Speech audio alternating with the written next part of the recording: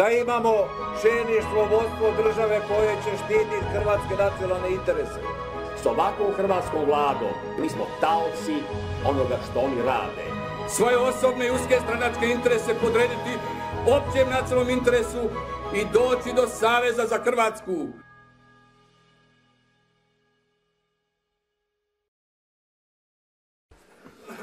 Poštovane gospođe i gospodo, Zadranke i Zadrani, dragi prijatelji, pozdravljam vas u ime Hrvatske stranke prava. A mi Hrvati imamo najljepšu zemlju na svijetu, imamo najbolji narod na svijetu, a pritom imamo i nezaposlenost, imamo mlade koji ne mogu naći posao ovdje, nego traže načina kako bi otišli iz Hrvatske i u tome izvan Hrvatske pronašli neku budućnost sebi. Pa se onda naravno čovjek treba pitati, pa što to nije u redu ovdje? Pa nije u redu politika, nije u redu izvršna vlast u Hrvatskoj, nisu u redu oni koji vode Hrvatsku. To je problem u Hrvatskoj. Evo, danas čujem, osnovana je Liga antifašista. Pa po imenima onih koji čine tu ligu, možemo slobodno tu ligu nazvati Liga protiv Hrvatske.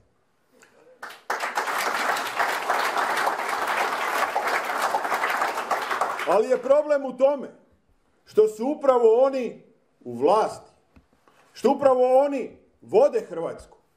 Pa često su neki od njih znali reći, evo, ova vlada je najuspješnija hrvatska vlada do sada.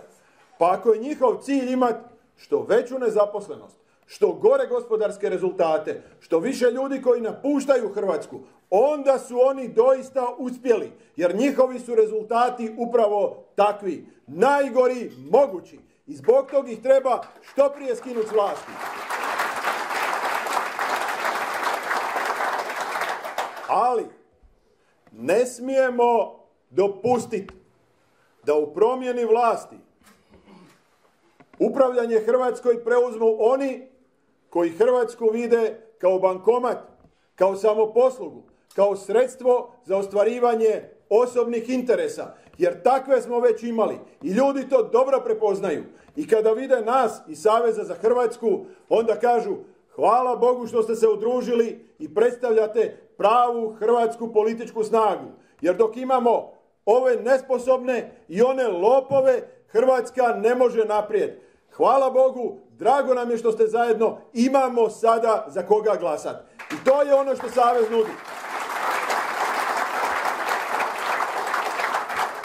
Savez čine od ratnih heroja do sveučilišnih profesora. Sve ljudi od reda koji žive od svog rada. Nitko ne živi od poreznih obveznika nego od svog rada. I kao takvi želimo predstavljati i vas u Europskom parlamentu.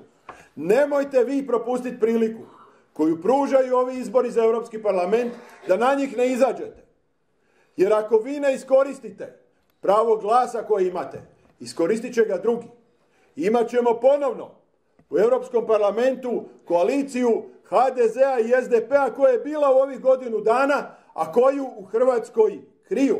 Oni su zajedno donosili zakone i propise, zajedno su učinili potporu Europskoj komisiji i zajedno su donosili čak i one zakone, odluke koje donosi Europski parlament, a koje se tiču i svjetonazora. Oni varaju. I tu je razlika između nas i njih. Vi to sebi nemojte dopustiti. Iskoristite ovu priliku 25. svibnja. Izađite na izbore svi. Podržite Savez za Hrvatsku, jer Savez za Hrvatsku će zastupati hrvatske nacionalne interese u Briselu i jedino na temelju nacionalnih interesa mi možemo imati gospodarski program koji će pokrenuti Hrvatsku. To mi želimo, a oni neka 25. svibnja nose ponovno štafetu. Bog i Hrvati, hvala vam.